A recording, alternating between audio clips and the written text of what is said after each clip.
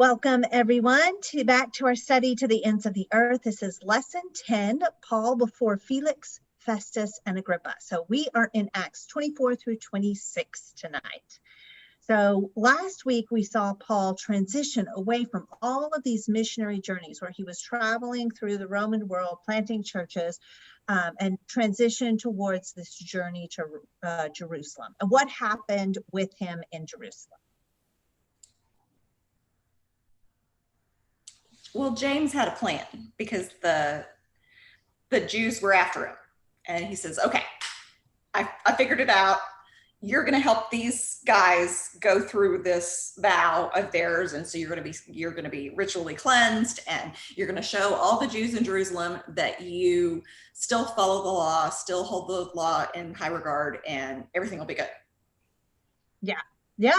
And, that plan was designed to sort of reconcile Paul with the Jesus-believing Jews in Jerusalem. But it looks like he ran afoul of the non-Jesus-believing Jews in Jerusalem, which apparently is a bigger group and maybe angrier. So what happens when he's in this? He's about to make his show of respect for the law. He doesn't quite get there, and what happens?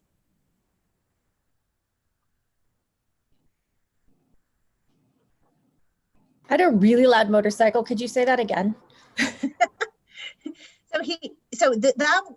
plan was to reconcile him with the Jesus-believing Jews, right? There's two, the Jews, they often say in Acts, and we have to go by context to tell which group of Jews this is.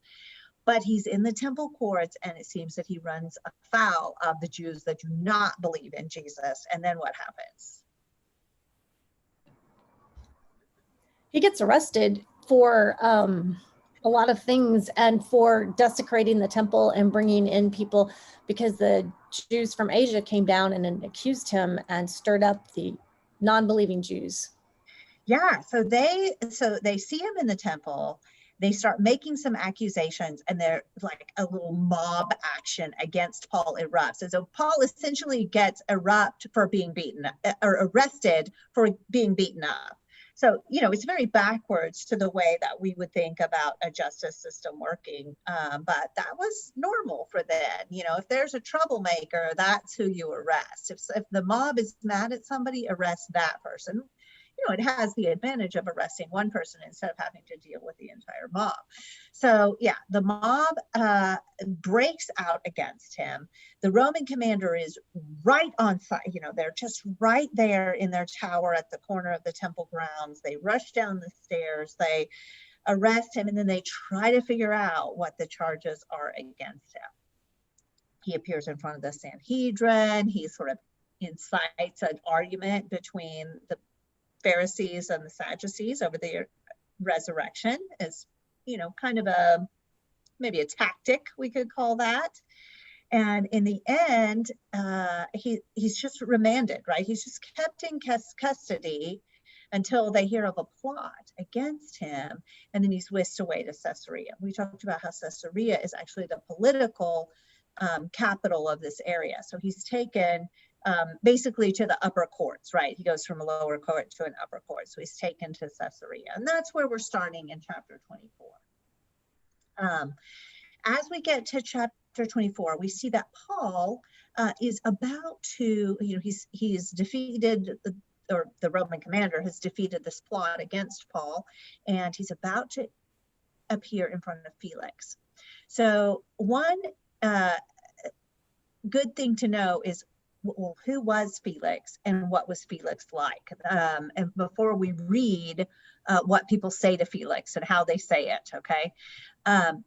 Felix has a reputation for very bad governance. He is not a good governor. He is the procurator of Samaria and Judea, which is the capital is in Caesarea. And he had been a slave, and he was freed by the mother of the Emperor Claudius, and his brother was also freed, and his brother Pallas sort of interceded for him and got him his position. The Roman historian Tacitus said that Felix, with all cruelty and lust, wielded the power of a king with the mentality of a slave. So that, I know, right? Opinions about Felix rules are almost universally negative. He was harsh. He was notoriously incompetent. This led to violent unrest, and there was a series of several uprisings during his term, including riots in Caesarea that led to the killing and plundering of many Jews by Felix's troops.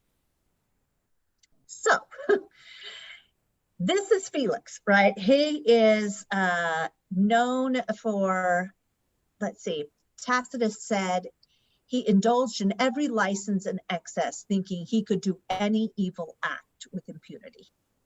And this is according to the Roman standard of morality, right? So, yeah, Felix, not a good guy. His wife, Drusilla, was the beautiful daughter of Herod Agrippa the First. He had 3 daughters, and she was the youngest. We're actually going to meet the youngest daughter and the oldest daughter in today's story. And the Jewish historian Josephus writes that Felix went to great efforts to seduce her away from her first husband, who was a king in Syria, and that she was his 3rd wife. So you kind of get the picture of Felix and Drusilla. All right, now, given that, let's read Acts 24, 1 through 9. Would someone do that?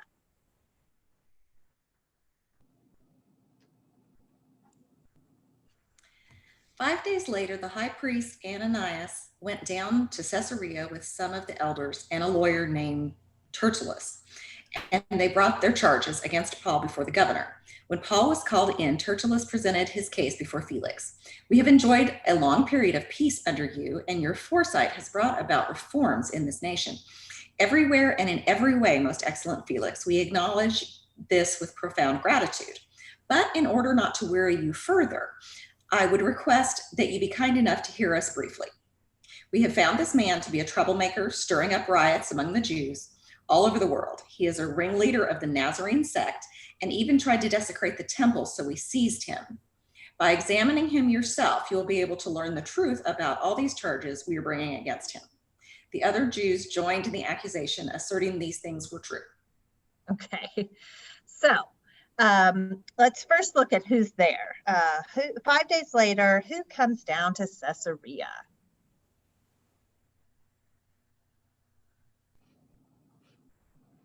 Ananias. Yeah, Ananias, and so Ananias is the high priest, so he has an entourage, right? He's got elders with him. What do we know about Ananias in his interactions with Paul? He's the one who told somebody to strike Paul in the face, Yeah, even though that goes against. right. Yeah, when Paul says he's fulfilled his duty to God in good conscience, Ananias orders those with him to strike him on the mouth. That was, in addition to hitting him, which is just naturally, painful and humiliating, it's that hitting him on the mouth is like you shut up, right? It's a symbolic act as well to say you're not allowed to talk. And Paul says, God will strike you, you whitewashed wall, not knowing he's the high priest. So they have had words, right? It's personal now. So not only do some Jews come to accuse Paul, but the high priest himself leads the party. And who is Tertullus?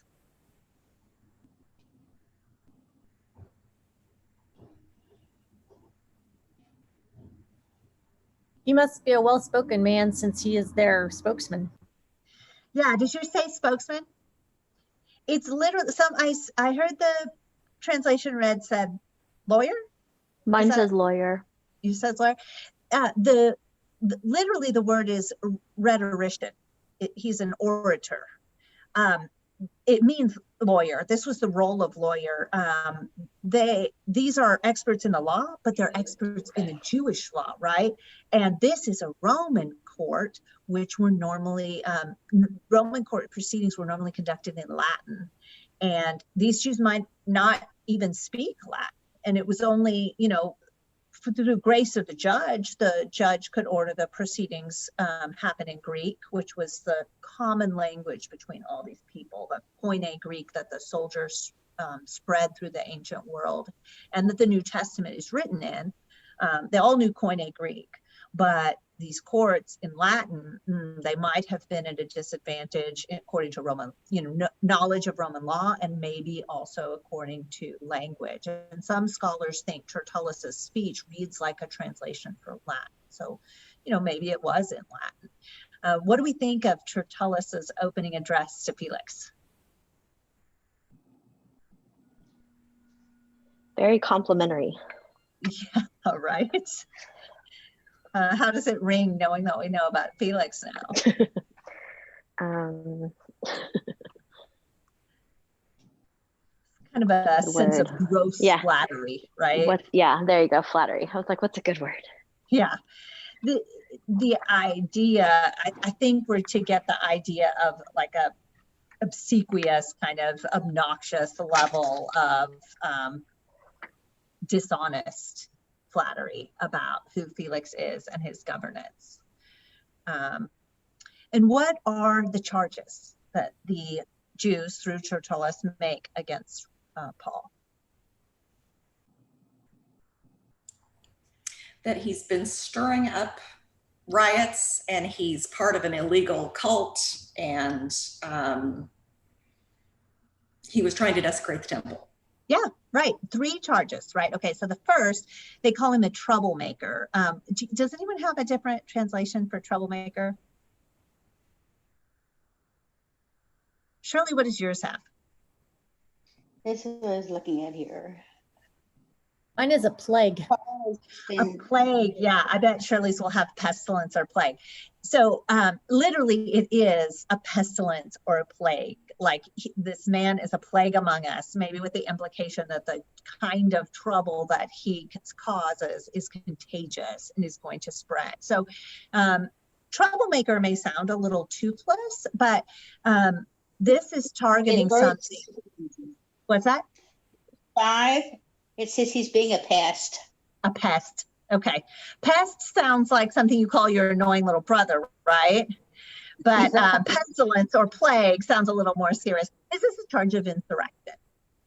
So it's targeting this idea that the Romans had that they were the peace bringers, right? They prided themselves on the Pax Romana, which they accomplished by ruthless military action. But Caesar still claimed the title of Prince of Peace, and keeping the peace was essential and important enough that military force was regularly used. It goes to when Paul was arrested, even though he was the one being attacked, right?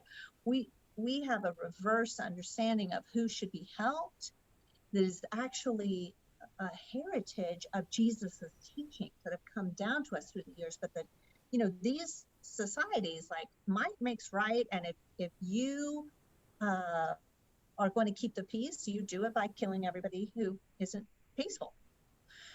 A little backwards to us, but not to that ancient way of thinking. Thoughts on that? Comments?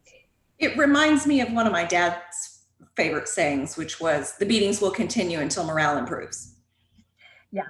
And I think that's a fair way to say the Romans governed, right? So this is a charge of insurrection, a very serious charge, one of the most serious that you can make, even though it sounds like they're calling him bratty when they call him a pest. This is really about insurrection, right? So that's one.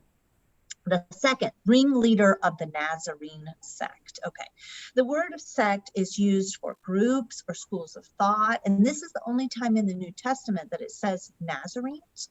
But this is a word, like through church history, we know that like the Antiochs were called, in Antioch, the believers were first called Christians.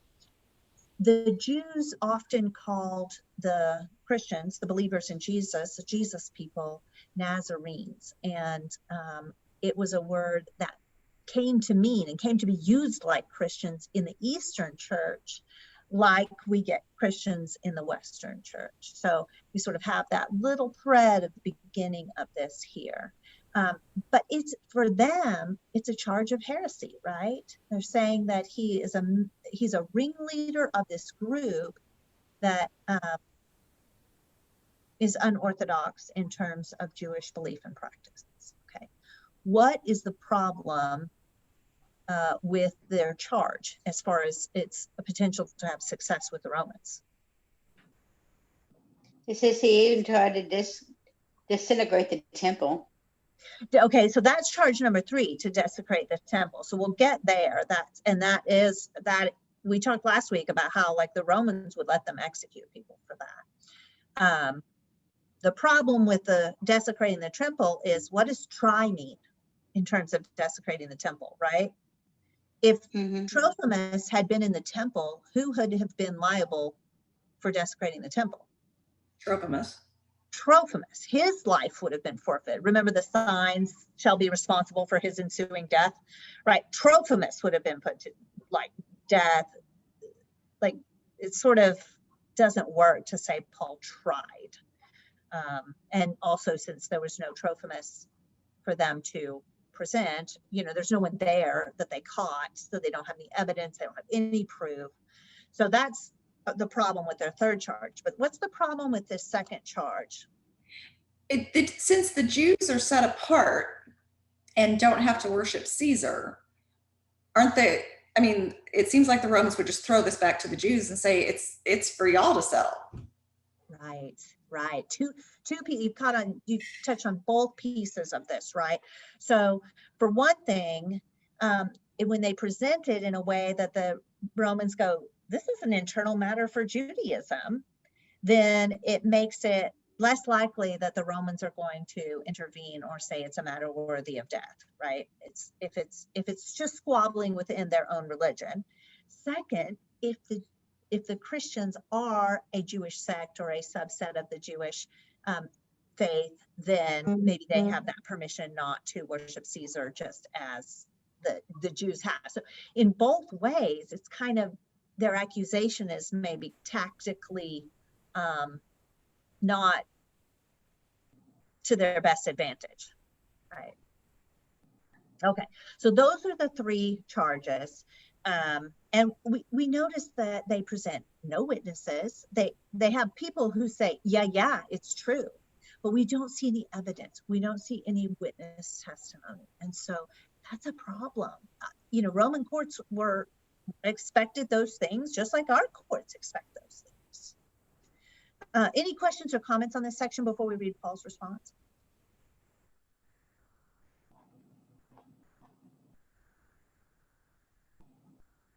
Well, let's read, someone pick up 10 through 27 then.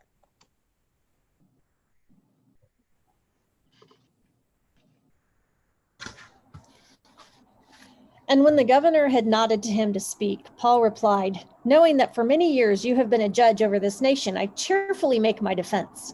You can verify that it is not more than 12 days since I went up to worship in Jerusalem. And they did not find me disputing with anyone or stirring up a crowd, either in the temple or in the synagogues or in the city. Neither can they prove to you what they now bring up against me. But this I confess to you, that according to the way, which they call a sect, I worship the God of our fathers, believing everything laid down by the law and written in the prophets, having a hope in God, which these men themselves accept, that there will be a resurrection of both the just and the unjust. So I always take pains to have a clear conscience toward both God and man. Now, after several years, I came to bring alms to my nation and to present offerings. While I was doing this, they found me purified in the temple without any crowd or tumult. But some Jews from Asia, they ought to be here before you and to make an accusation, should they have anything against me. Or else let these men themselves say what wrongdoing they found when I stood before the council, other than this one thing, that I cried out while standing among them, it is with respect to the resurrection of the dead that I am on trial before you this day. Did you say 27? Yeah, let's go to the end of the chapter. Yeah. But Felix, having a rather accurate knowledge of the way, put them off, saying, when Lysias, the tribune, comes down, I will decide your case. Then he gave orders to the centurion that he should be kept in custody, but have some liberty, and that none of his friends should be prevented from attending to his needs. After some days, Felix came with his wife Drusilla, who was Jewish, and he sent for Paul and heard him speak about faith in Christ Jesus. And as he reasoned about righteousness and self-control and the coming judgment, Felix was alarmed and said, "Go away for the present. When I get an opportunity, I will summon you." At the same time, he hoped that money would be given to him by Paul, so he sent for him often and conversed with him. When 2 years had elapsed, Felix was succeeded by Porcius Festus, and desiring to do the Jews a favor, Felix left Paul in prison. Okay, thank you. Okay, so let's look at the initial address to Felix. How does the flattery level compare to Tertullus's?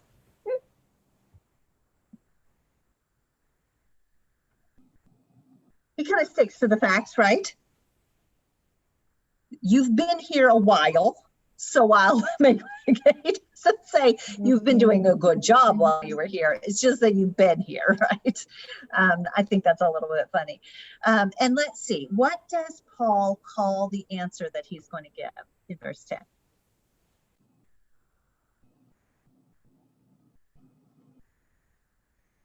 His defense. Yeah, we were on the lookout for this word. We just started this last week, right? So he's answering the charges for himself, testifying, but he's also giving a defense of the gospel, a testimony to Jesus Christ, right? And that this is kind of the theme of this whole section as we finish out, Felix, Festus, and Agrippa. There's some repetition in here. We have a little kind of cycle that goes around and all the way through. Paul is making his defense, testifying to the gospel of Jesus Christ. He also refutes the charges, right? He answers each one of those three. What does he say? Like, first he gives kind of his blanket purpose in Jerusalem in verse 11. What is his main purpose to be in Jerusalem for?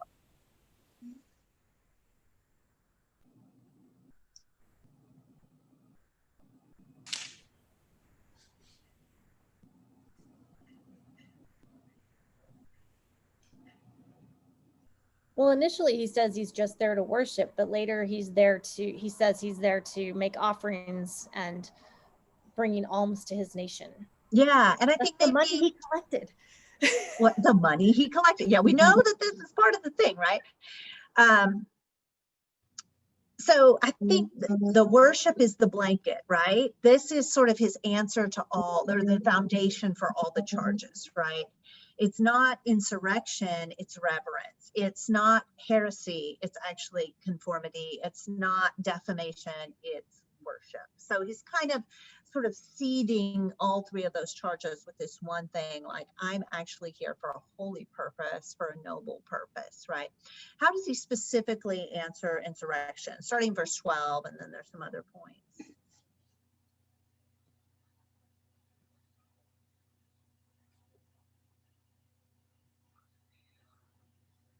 I wasn't doing anything.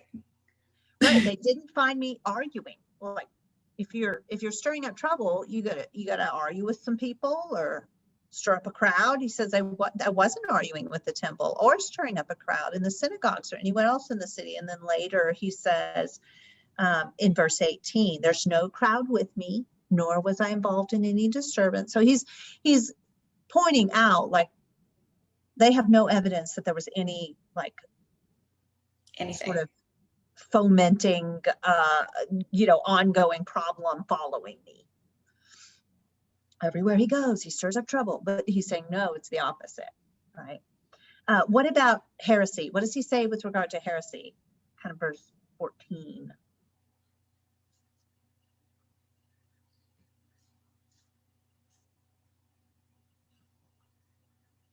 He worships God the Father, and he believes everything that the Pharisees do, down to the law and the prophets. Yeah, he really kind of hits the whole, I serve the God of our fathers, right? Believing everything they believe, right? And he's everything in the law and the prophets, which these men themselves cherish, right? So it has the double advantage of answering the charge of heresy and also keeping the dispute in the realm of inter-Jewish, right? It's not outside the realm of Judaism. It's within their own purview. So maybe the Romans don't want to deal with that. This is the same point that Paul has been making, that the things that he believes are actually consistent with Judaism, right? That the Jewish faith leads to Jesus. It's the culmination of everything God has been doing in Israel and through Israel, with Israel in the world, right? This is like one of these major themes of Acts, is that everything from the law and the prophets always pointed to Jesus. And so what he believes is the same as what you believe, right? It's just the fulfillment of. And the charge of profaning the temple, what does he say about that?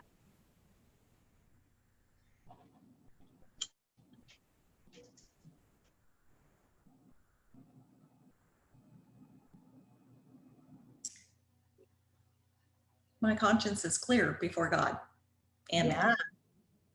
Well, not Yep. only was he not profaning the temple, he was purified and by himself.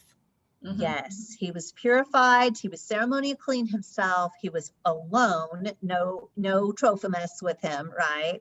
And then we get his complaint about their accusations. Like, this is point of law here, right? The Roman law expected their accusers to be present to make their accusations. And Paul points out that these Jews from Asia were the ones that initially accused him, and they are not there to bring their charges.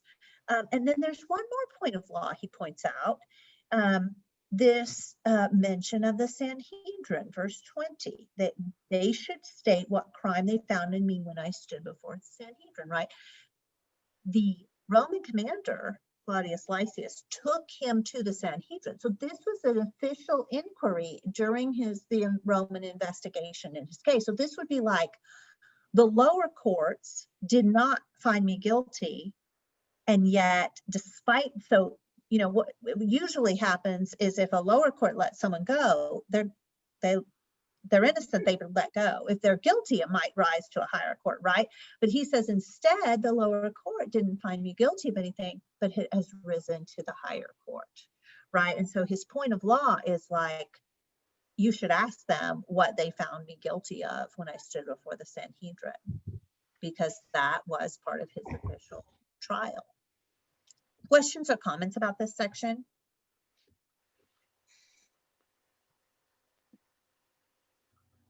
I thought it was quite interesting to see kind of the legal, like, what are the arguments? Because when I have read this before, it was just kind of a bunch of like, they say some stuff, he says some stuff.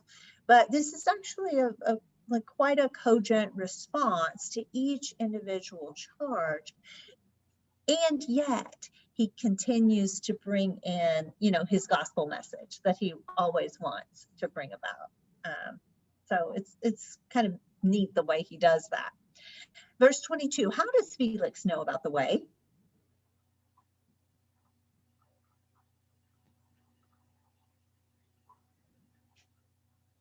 Doesn't really say. It doesn't. We have to speculate.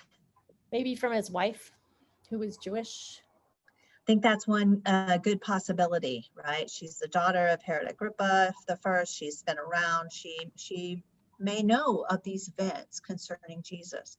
The other thing is that the Romans had an efficient spy network on the lookout for sedition and any factious groups that could possibly cause unrest.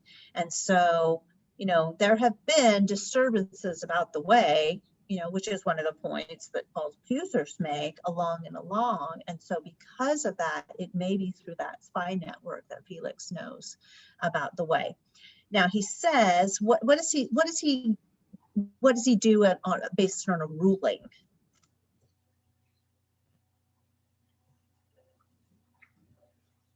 Verse 22.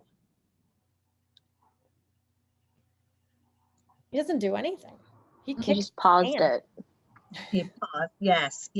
I noticed your translation, Aaron, said maybe put him off or something like that. Or some translations will say adjourned. This is actually a technical legal term when Roman judges could not give a judgment without further inquiry. So he basically says like, well, we need further inquiry. I'll rule when Lysias the commander comes. But do we ever hear anything about Lysias actually being called or arriving or testifying? So it seems that he just puts him off, that he just doesn't decide. Why? He doesn't want to make the Jews mad. Right. That is a big part of it. He actually keeps Paul in custody, it says 2 years.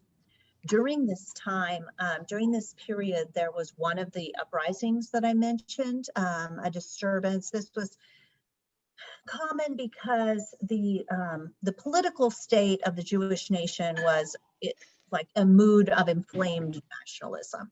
And so these things would come up, and a disturbance broke out to the point that there was fighting in the streets between Jews and Greeks in Caesarea. And in the end, Felix lost patience and suppressed it with such violence that the outraged Jews who had suffered most at the hands of the soldiers were able to force his recall. They actually sent a delegation to Rome to complain to the emperor there. And this is when it says his after 2 years had passed, he was succeeded. He was recalled based on his poor handling of this a civil unrest between Jews and Greeks.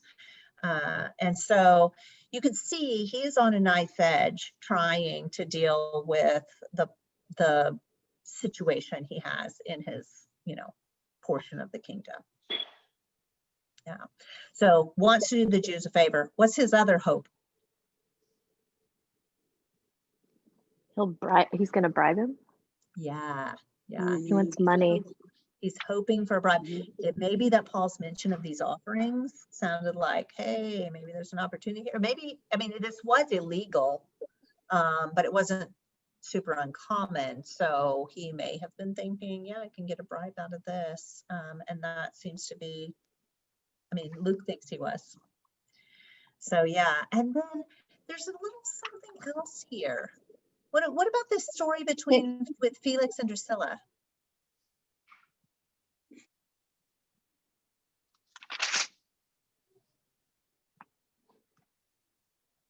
I think when he started talking about judgment and self-control and all of that, I think he hit a little close to home, since he stole somebody else's wife, and this was his third wife, and she had her part in it. They were known as like lustful, greedy. Yes.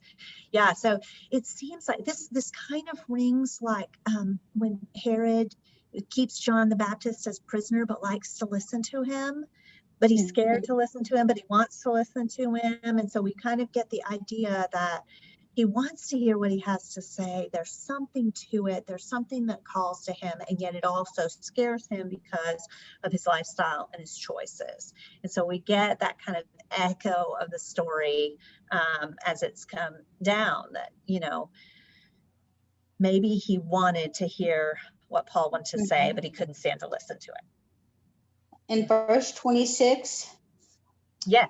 At the same time, too, he was hoping that money would be given to him by Paul. Therefore, he also wanted to send him for quite often and for a converse with him. But after 2 years, So that can be translated a couple of different ways. One, you can translate it sort of neutrally as money would be given to him. The other way to translate it is he would offer him a bribe. So the implication there, money to be given to him, money to bribe him to let him go.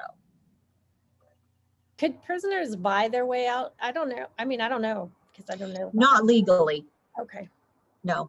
The Romans he may have just been looking for relief from the pressure. No, he paid. He's free. So I think you've hit on something. Like, the Romans were proud of their justice system.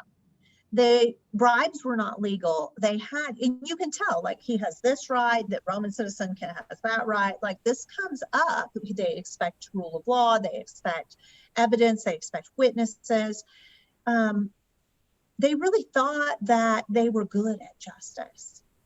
And the Jews were known as a people of justice, right? Their law, they ruled, their country was run according to Jewish law, and the idea of fairness and limitation of retribution. You know, the idea of an eye for an eye is not like, yay, an eye for an eye. It's like no more than.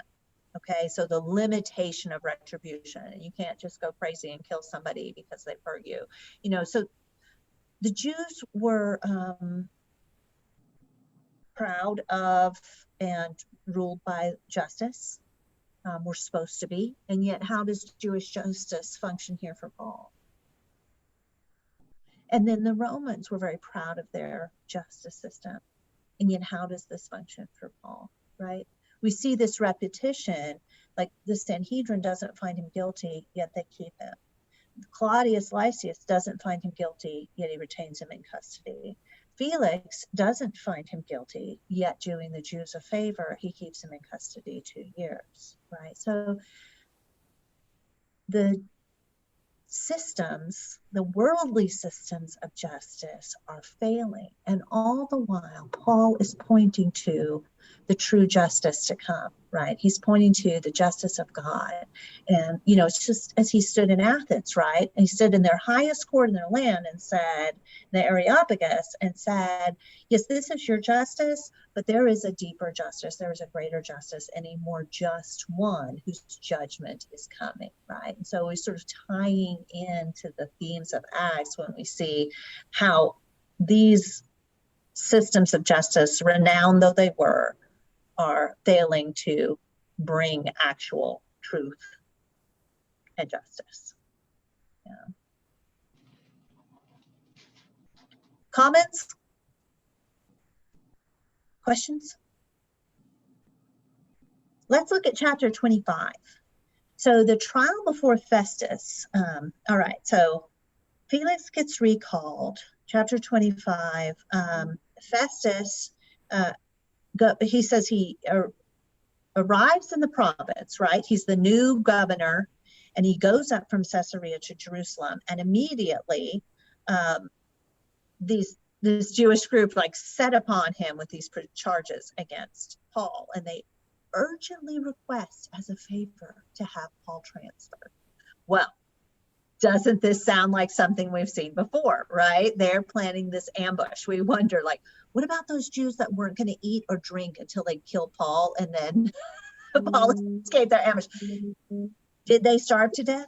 Did someone release them of their vow, and now they're trying again? Sort of funny to think about the sort of like, I don't know, the drama here, right? So they want him to transfer, and they say it's for legal reasons, but they're planning to kill him on the way, right? I think Festus has at least a little bit of suspicion because he says no. He goes back to Caesarea, and then he wants to what?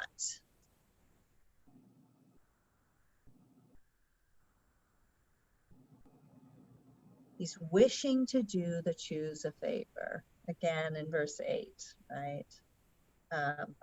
Verse 9, wishing to do the Jews a favor. So here we have this little miniature trial, right? We don't get a big speech from Paul. Paul appears before him in verse 7. The Jews have followed him down there. They make these charges.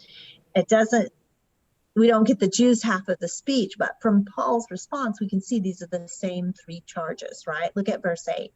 I've done nothing wrong against the law of the Jews. This is the charge of heresy. The temple, that's the charge of desecrating the temple, right? Or against Caesar. This is the charge of insurrection. Same 3 charges that they're on to. Festus wishing to do the Jews a favor. And how does Paul decide to respond to this?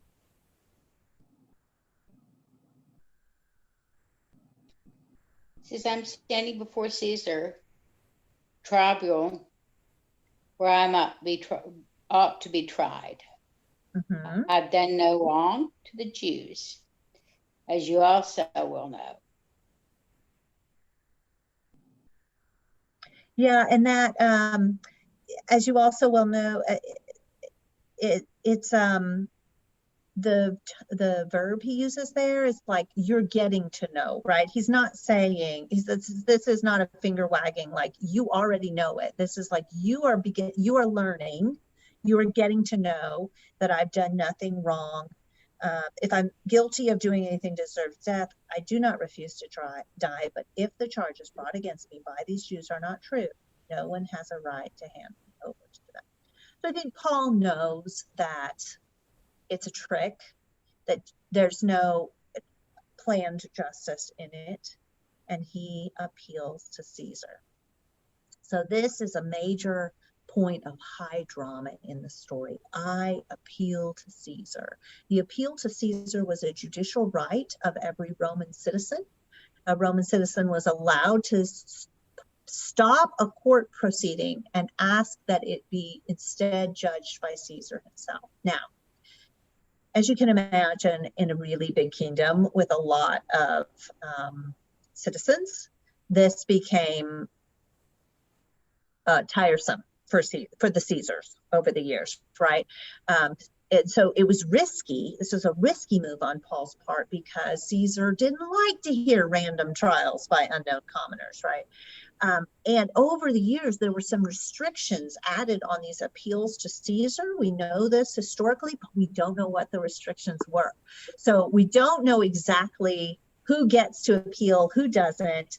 We see that Festus, verse 12, he has to go and confer with his council to decide if Paul's appeal is one of the ones that legally does, yes, have to go to Caesar. And his answer, he comes back, you have appealed to Caesar you will go.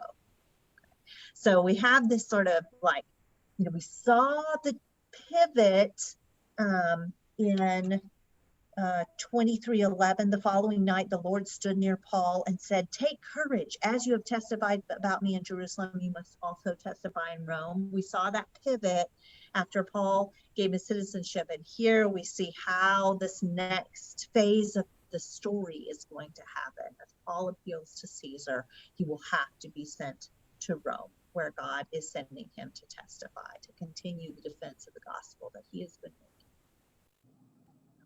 This, interestingly, the Caesar here would have been Nero, early in his reign when he was not yet known for the cruelty that we see later in his reign.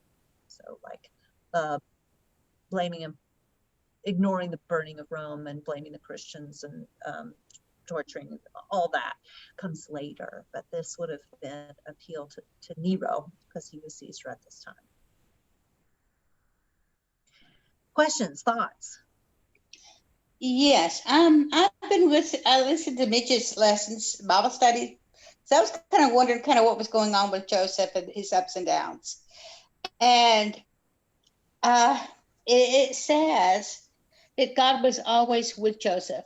And in this situation, it's the same with Paul. God was always with Paul and protecting him. So even in the Old Testament, he did the same thing. Yeah, we have like that, these echoes of God's faithfulness through the years. God being with Joseph didn't prevent Joseph from doing rather a lot of suffering. And neither did it with Paul, right? He struggles, he goes through terrible, these 2 years in jail could not have been a thing that was good, even though he was able to have people care for his needs. He's at the mercy of the court and in great hardship many other times as well. So, yeah. I thought it was really interesting how even in the Old Testament, in the olden days, the same thing happened. Same thing, yes.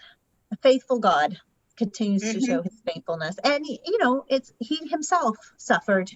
It didn't prevent himself from suffering as well in the person of Jesus Christ. So, yeah, absolutely. Okay, so the next thing that happens is Agrippa comes. Okay, This is King Agrippa. He was the son of Herod Agrippa the First. And this Bernice that it mentions is actually his sister. And she is the oldest daughter. This is three siblings. Drusilla, Agrippa, and Bernice are all siblings. But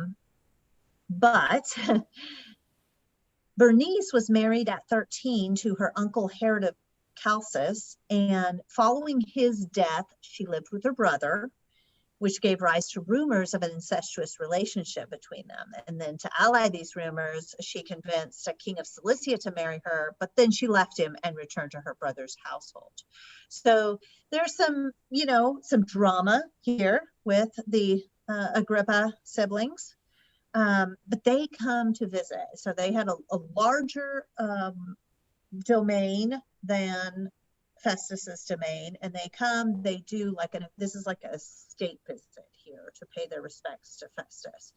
And they're spending many days there, it says. And so Festus feels pretty awkward about sending Paul to Caesar without legit charges, right? Like, this doesn't really fit. He's worried he's going to be embarrassed by sending this sort of vague case that makes no sense. And so he's going to consult Agrippa. They're going to hear about it.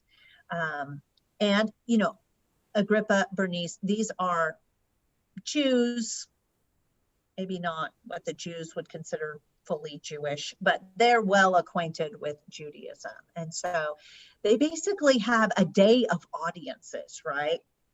He says, verse 23, the next day, Agrippa and Bernice came with great pomp and entered the audience room with the high-ranking officers and the leading men of the city. And at the command of Festus, Paul was brought in. So this is like a gala performance of Roman justice, is the way one commentator put it. This is almost more like a show than like a trial, right? And then we get this long sermon speech of Paul's. What did you notice in reading the speech in chapters? This is all of chapter 26, right? What did you notice about reading this speech?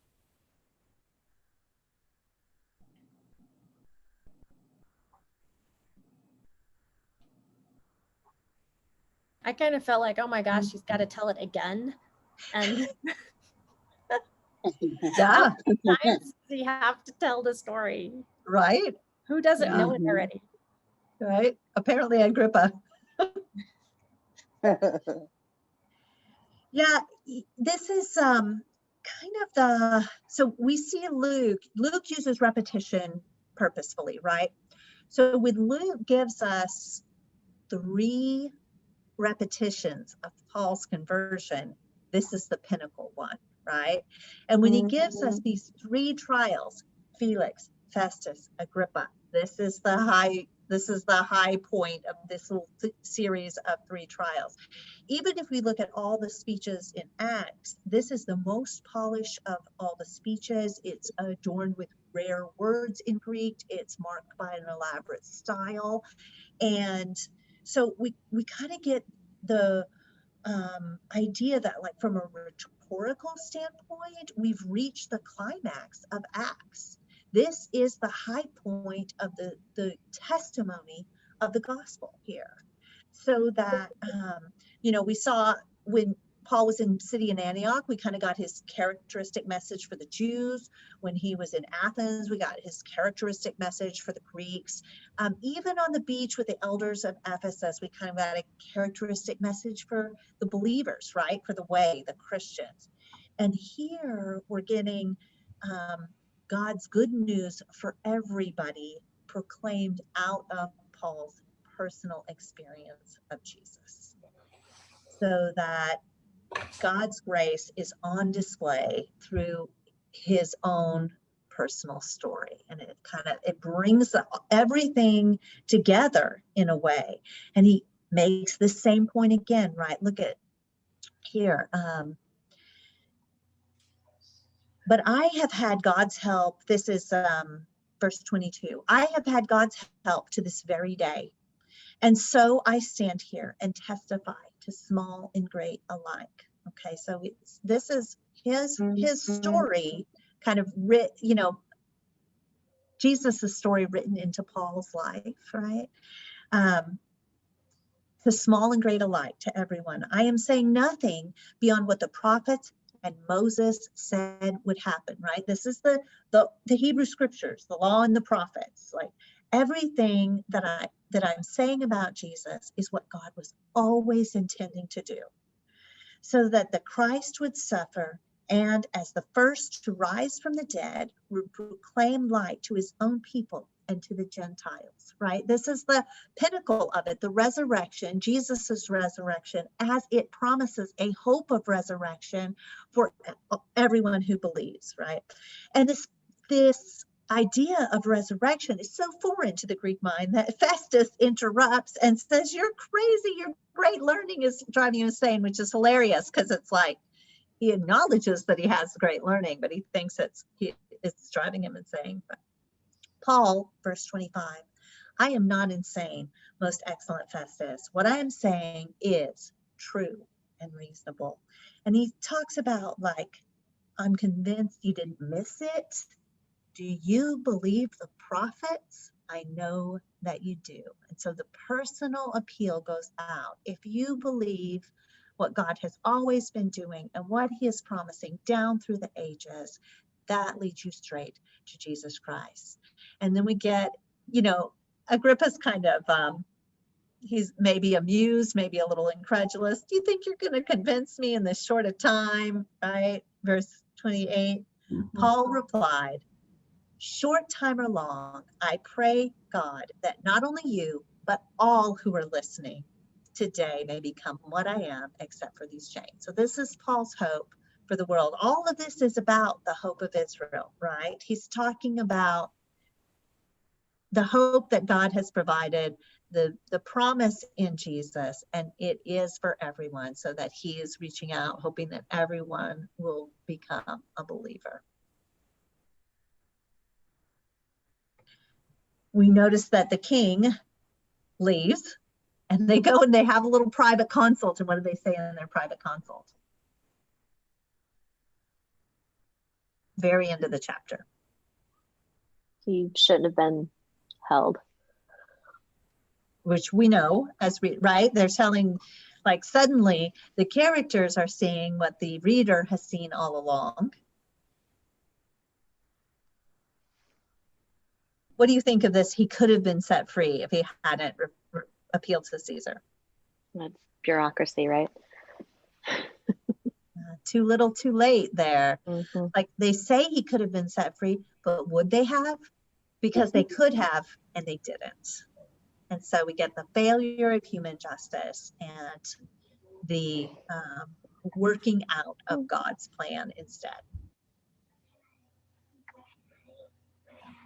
In some ways, I think we get sort of a pinnacle point in Acts. I pray, short time or long, not only you, but all who are listening may become what I am, except for these chains. So, everything in this points to Jesus, and everything he is through the work of Jesus in his life.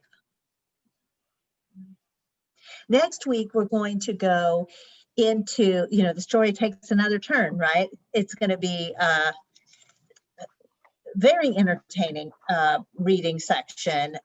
Storm shipwreck, snake bites, this is one to read with the young sons,